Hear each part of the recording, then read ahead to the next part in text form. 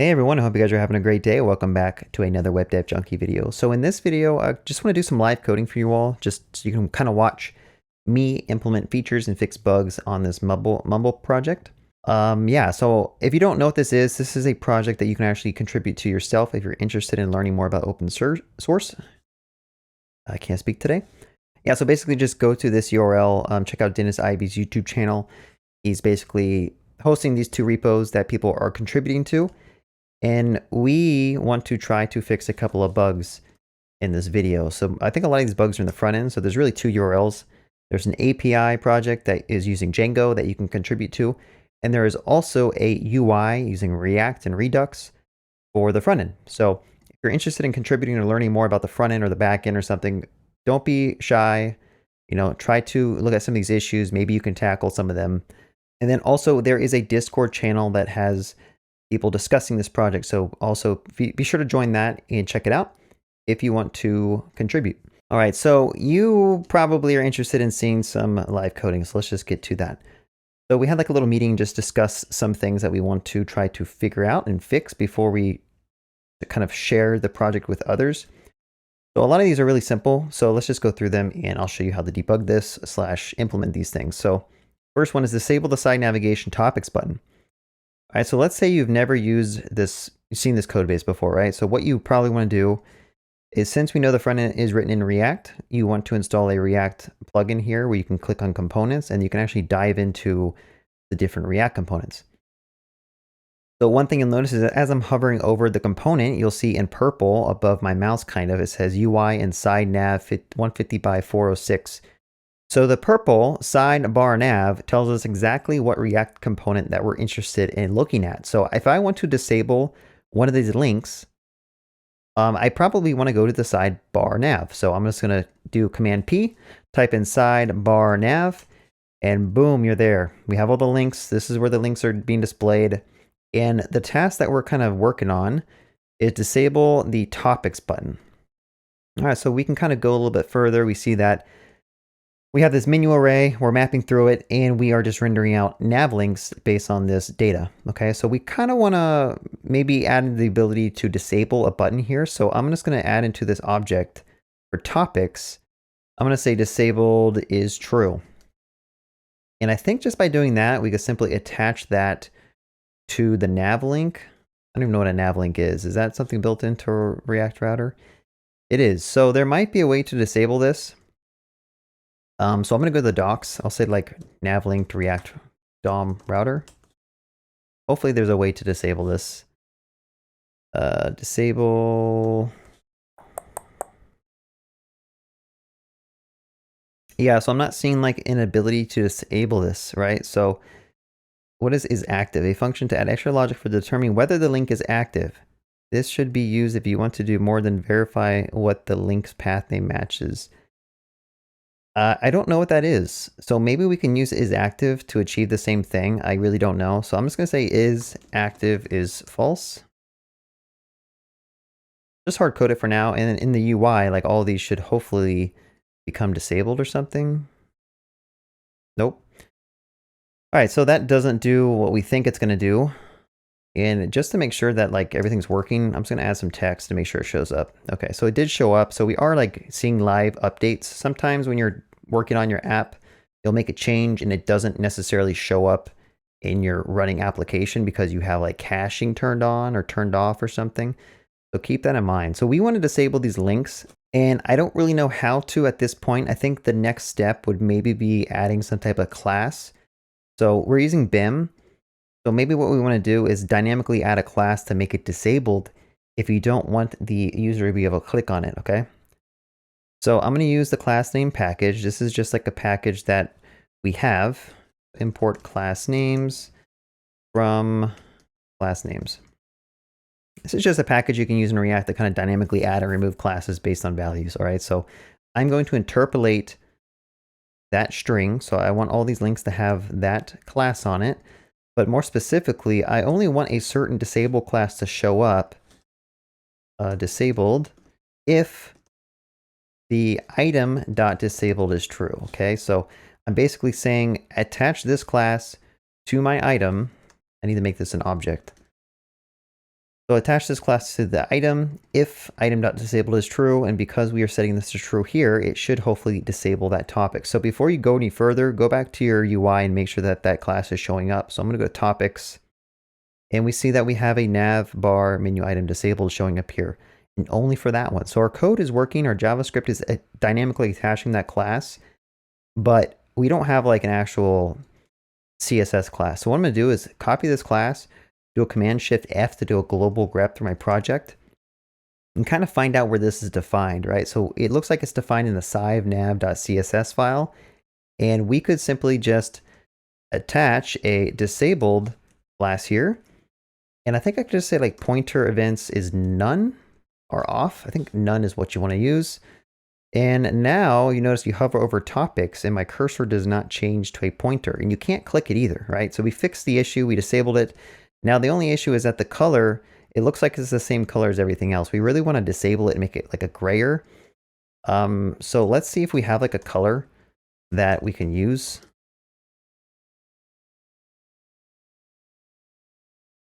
I'll just do like color disabled, and I don't know where these are defined. I'm assuming that there's a colors. Maybe variables. All right, so again, a little trick. Command P, type in the file that you think would have what you need. In this case, we have a variables file. So I'm going to open up that variables file, and you'll notice here that we have a huge list of various colors. So I think we could maybe use one of these, like light gray or gray, and see if that works. So instead of color disabled, I'm going to say light gray, and see if that changes the color at all. It doesn't look like it, so let me change it to like gray and see if that does anything. That is not doing anything either. Let me change it to like red. Do we have like a red color? I'm gonna go ahead and split this so we can view what we're doing. So we have a color error, and just this is what I like to do sometimes to verify that my changes are working. So I added a class error to this, or color error, and it's not showing up in my UI here. So I'm gonna do a hard refresh and figure out why that's not showing up. Var color error. Yeah, I don't know. It's supposed to be red, but it's not. So there must be another style that's probably... Okay, this is the problem. If you don't stick to BIM, then when you have like really specified CSS, it's going to take precedence over what I just did, right? So like, I think there's probably... Okay, we're targeting link tags. This is the issue. There's a style that's applied using this arrow, and it causes my styles to not actually work, which is why we need to stick to BIM, but that's another day, another story. So I'm going to go ahead and target the A with this class, and I think that should apply the color. It does not, because my CSS skills are terrible. I'm just going to hack this in right now. I think if I make this more explicit, like if I do this, that'll work. I just don't want to do that. It just doesn't look... It's like... It's just some hacky code here. I think what I could also do instead is, remember, this is cascading style sheet. So I want to have this be after this, right? The order of which you define your styles makes a difference. So I want to have this one be applied after this one. And I think that should work. There we go. All right. So we have a topics button and it is red. We want to make it disabled. So I'm going to change this to gray again and see if that does anything for us. Change it to light gray. Nope. Okay, so out of the colors we have light gray, we have gray. It looks like the light gray is actually darker than the... Huh. All right, what color should we use? Maybe light? There we go. You can barely see it, and that's good. I mean, we can come back later and make the colors look nicer, but we disable the topics. And now what we can do is, since we added functionality to dynamically change the disable based on data, I can go back to that side nav bar, and I think there's another task to say disable the discussions button. Okay, so let me close that. We go to discussions. We could also disable that as well. So dynamically disable discussions. We don't want users clicking on that and breaking. So this works pretty good. Inbox also needs to be disabled. So I'm going to go ahead and disable inbox. All right. So I think contributors, there's a task for like refactoring how that works.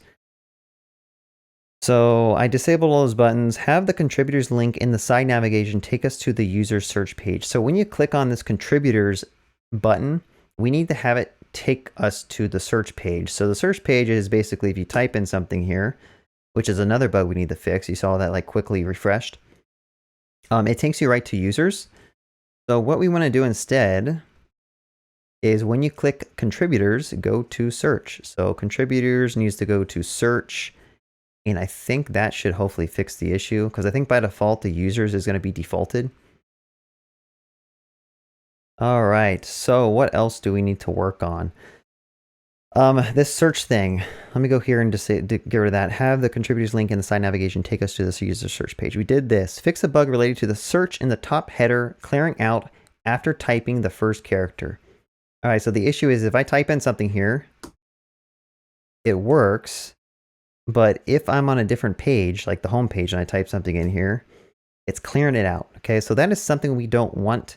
And I think that's probably due to like a use effect clearing out the state of Redux or something. So again, I'm going to click on my components tab down here and just look at what page we're at. So this is inside the page called, I don't know. You can also go here and figure out, this is a search page. Okay, so you notice here, it kind of shows you like a nice tree view of your elements. We are on the search page right now. So I'm going to go ahead and just do a Command P, type in search page, and go to that page directly. And now we can try to figure out what's going on. So when this component mounts, it's basically setting up some type of like conditionals to hide and show different panels, right? So as you click on like users, post, articles, all it's doing is hiding this like component here and switching out with something else. Okay, so these are just conditional renderings. And I think the search by users list is probably doing some default behavior when you like, when it mounts or when it loads. All right, so it calls reset list users, which is probably related. Let's see what else could be happening.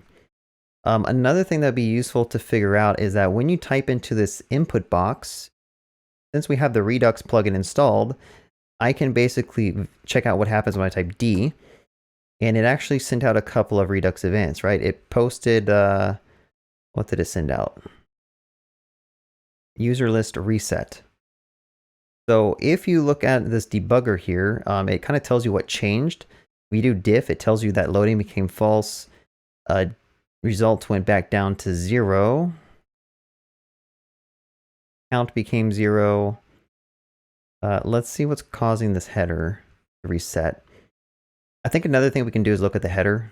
Sorry, I'm kind of like jumping around, but I need to figure out what. So this is the search box, right? So if I go and look at my search box and try to figure out what's going on here. So this has a, let's see what's going on here. History.push search, history.push keyword. So I think this is what's controlling what's in the input box. So let us see. On change, set keyword to this keyword. Use history, submit. If there is a keyword, we need to push that keyword, else we need to redirect to... Yeah, I don't know what's going on here. So I want to think that it's because we're not actually putting a value on this input. Like that's my first hunch. So again, when you're coding and debugging, sometimes it's cool to just like try stuff and see what happens. So I'm just going to go ahead and do value equals keyword, because that is where we're keeping track of what the user typed.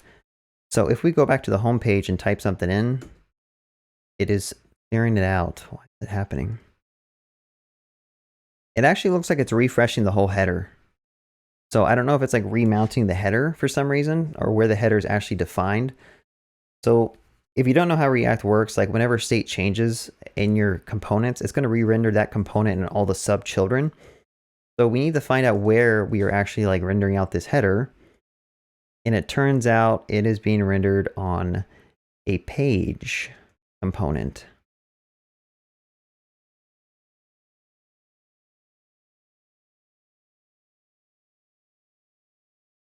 So I think the issue is because this is nested inside the page. I don't know if we want to pull that out a level higher. So this is where we're getting kind of into complicated debugging here. So we have like different pages. Let me go to the router, which I think is an app. Again, this is a live coding. I'm not really trying to walk you through everything I'm doing. So if you're lost, I'm sorry. But you have all these routes, and when you go from like something to the search page, we go to the search page component, and that is importing a search page, and that is rendering out page here. And I think the issue is because every every route has a different page, so it's like re-rendering the entire header. I think it would be better if we didn't necessarily do that, if we brought the header out to a level above so it doesn't re-render. But I think there's some pages that don't want a header, right? If you go to like the login page, you'll notice that, I guess I gotta log out first. Yeah, there's no header on the login page, right? So I think that's the reason why we have that.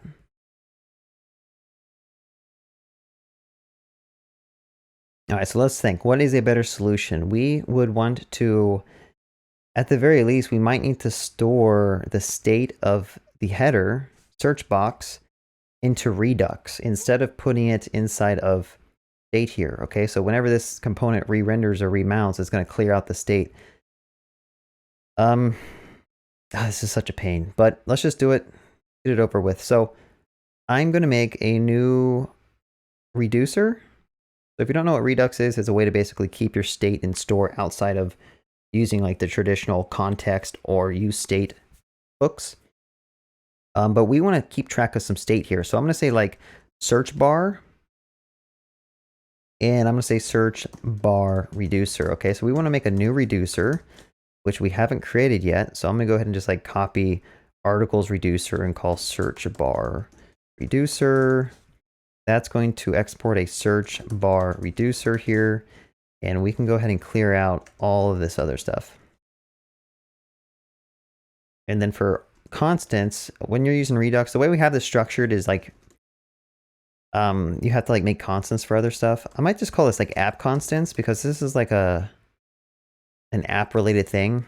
I don't know what the best name for some of this stuff is. That's the beauty of coding, is like you just write stuff and then refactor it later. So I'm going to say search bar typed. Typed equals, okay, hold on. I just want one of them right now. Let's keep this simple. So we have a simple constant here, and we could basically use it. So search bar reducer, whenever the user types, we are going to basically keep track of the input. So I'm just going to make input equal to an empty string right now, and I'm going to say state is equal to input of payload. That should be good. All right, this will all make sense, hopefully in a second. But remember, in our reducer, we need. So you might remember in our reducer, like we kind of used this, but we didn't import it. So let's just go ahead and import that. That'll give us access to a state variable called search bar.input, which if we go back to our search bar nav, if we go back to our search box, got a lot of stuff open right here. It's getting crazy. Instead of saying use state, you can actually say like const keyword is equal to use selector. And I can say get me the state dot search bar dot input, I believe. I think that's how you do it. I might have to look at another file to refresh my memory. Yep, that's how you do it. So now instead of doing like this stuff, we could bind the value to keyword here, and then on change, we're actually going to have to dispatch an event. Okay, so we haven't created a way to dispatch events. So let's go ahead and make one. So inside of the source folder, we have an actions directory, and I'm going to say like app actions, I guess. People might complain about the name I'm using here, but we just want to make like a new action, and we can just simply say search bar changed. I'll say search bar input. How about that? And so what that allows us to do is we can dispatch that search bar typed. I'm going to try to keep this consistent. So I'm going to call it search bar typed as well. And all that does is basically take the keyword that we passed in and pass it as a payload. Okay. And we don't need to try catch. This is really basic. Well, I don't know. we can always refactor if we need to. But this doesn't need to be a thunk either. We could probably just put it straight into our search bar, but I like to abstract things into files so that it's easier to understand what's going on. So now, let me rename this to typed. So going back to the search bar, whenever you type into the input box, we want to dispatch an untyped action, right? So in order to dispatch this Redux, I need to bring in the dispatcher. So I'm going to say const dispatch is equal to use dispatch. Whoa, use dispatch. Save that. Probably need to auto import it. I think I can delete that now. What else do I need to do? And now when the user types, I could just say call e of dispatch, and I could pass an e.target.value. Okay, so now when a user types, it's going to send off those Redux events. Our reducer is going to see those events, and it's going to update the state. And I think that's kind of all we want. Let's see, payload is not defined, search box. So I have some lint errors going on here. Let me just get rid of my state here. And what else is missing? Use selector is not defined for search box. I don't know why it's complaining about my linter. Component search box.js, use selector is not defined. Component search box.js. Oh, it isn't defined. Yeah, I don't know why it's not highlighting my stuff in red. It should be. Search bar typed is also not included. So again, when you have errors, just read them. Search bar typed is not defined. What does that mean? It means that this variable is not defined anywhere else above, right? So that usually means you need to import it. So I'm just going to go ahead and auto import that. And now this one, payload is not defined. So this is because it's action.payload. There you have it. Make sure you actually read your errors. I know when I started off, like I just glance over the errors and like be confused about what it's saying, but really usually the errors tell you exactly what's wrong. You just need to break it down a little bit and slow down. I am going kind of fast because I don't know how much time I have to make this video. So now I think when I type into here, it's going to crash my app. Awesome. Payload is not defined. So why post dash reducer, search bar reducer. Payload is not defined. So let's figure out, how do we do it other places? Action.payload.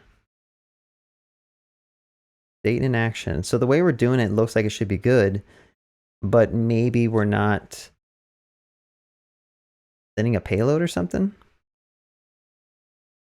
All right, so now we're at the point where like this is getting kind of crazy.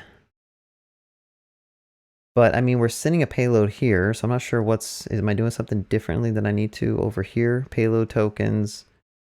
Yeah, I'm not seeing anything wrong with that. So at this point, maybe a debugger might help us out. So refresh the application, type into the input box. The debugger is going to stop, and we can basically see that keyword is D. Search bar typed is defined. We should dispatch that. And when we run it,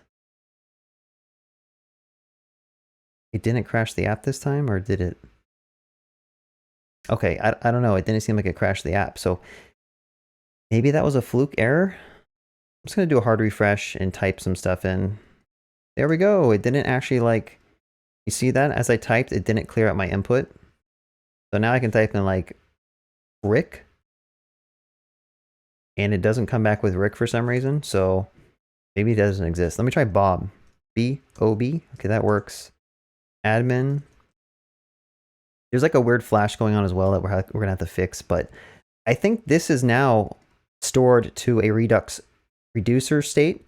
So we're in a good state where like if you navigate through different pages, your search is always there. I don't know when you might want to clear out this search. Maybe you don't. Maybe it should always just stick to what you had before in case you wanted to like go back and search for it. But I think that's good. There is a little bug though. Like when I'm on the home page and I search for B, you'll notice that my app loses focus. Okay, like I lost focus on the search box. I think there's a way to like on the search box itself on the input, I could say like autofocus. I don't know if I say like true or just autofocus, but let's see if that fixes it. So now if I were to type in B, OB, I didn't lose focus in that search bar. All right, so that's kind of good. Now, there's like so many more bugs I need to fix. Like you see how I'm typing in here and like it's flashing because like we have this like loader thing going.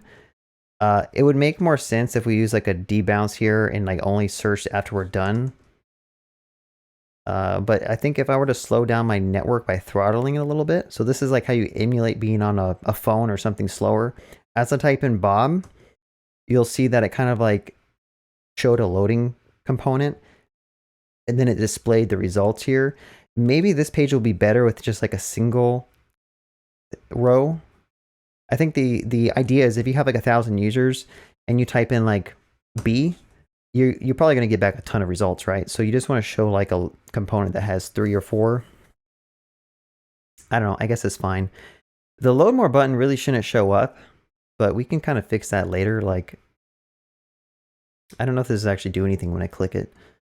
Let me turn off the throttling before I forget about it. And my app is just super slow. All right. So we've done quite a bit. We fixed the bug with the top header. That one was actually pretty complicated. Fix up style in the articles page. So I think what I'm going to do instead is when you click on the articles, it kind of loads like its own separate page, but it would make more sense if we instead... Actually, let me check something.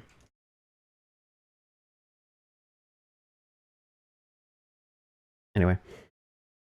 Yeah, I don't know. Maybe I should just have articles go to the article search. I don't know if the article search works. So if I type in like something and go to articles, the articles do show up here. But really what we want to do is just have this articles link probably just go to this page. So to achieve that, I think we're going to also have to have this be in Redux, right? So whatever link the user has active, we are going to have to either store that in Redux or have in the path, maybe have different like paths. So you could say like search/articles. I don't know what the best approach is, to be honest with you all. Or just keep it as it is, you know, like I have this article page is working. It just needs to be styled up because it looks pretty bad. So as you can tell, styling is not my strong point. So I don't know what I could do here. I don't know how much time I want to spend on trying to style this out. There is a person who works on the project who's really good at styling. But I think starting with the article name and the title might be best, and then who actually wrote the article could be like floated to the right. So let's see if I can do this. We have an article item class. Let's find that in the code by doing a project search. And we could say justify content space between. I think that'll push it all the way to the right. Okay, so that looks kind of a little bit better. Now the issue with the thing here is I think I might be doing flex on this as well. So this is like a link. We might need to add like an article item profile here. So on that link, I don't even know what page this is. So again, let's go back to our components thing and figure out what page we're on. We are on the articles page. So articles page, and I need to find out where we're kind of showing that article link. I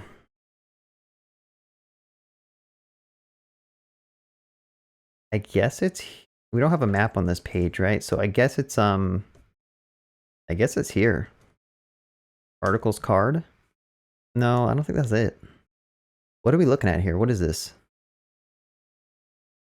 Articles page has a page and a link. I think I opened up, okay, article, there's an articles page and there's an article page. So I opened up the wrong thing. I need to go to articles page. Now what this page is doing is basically rendering out those with a map. So it loops through all the articles and one by one, it just kind of shows them. But what we kind of want to do is like the link here, the content of the link might be better if it was like, how do we want to do this? Like almost like we want to do flex on this and then give it like a flex of flex column or something. Let's just try this. I'll try giving this a class name of like article item profile. Okay, so I'm gonna go try to find where article item is defined, and that is on search page. So let's just go ahead and try to style this. Article item underscore profile, display flex, flex direction is column. And I think that should put them, yep. All right, and then we can also say like, I think it's align item center. And that should center the Rick and the admin. That looks pretty good. No complaints there. Looks a little bit better. You know, that's good enough for me. I don't want to spend too much time in styling. That's not my strong point, and nor do I enjoy doing it. So that's good. We fixed it. I actually need to wrap up this video, so I hope you guys learned something from it. If you liked this video, be sure to like and subscribe and leave a comment. I might make more videos like this in the future, but yeah, let me know. Sorry, I got to drop all of a sudden because something came up, but thanks for watching.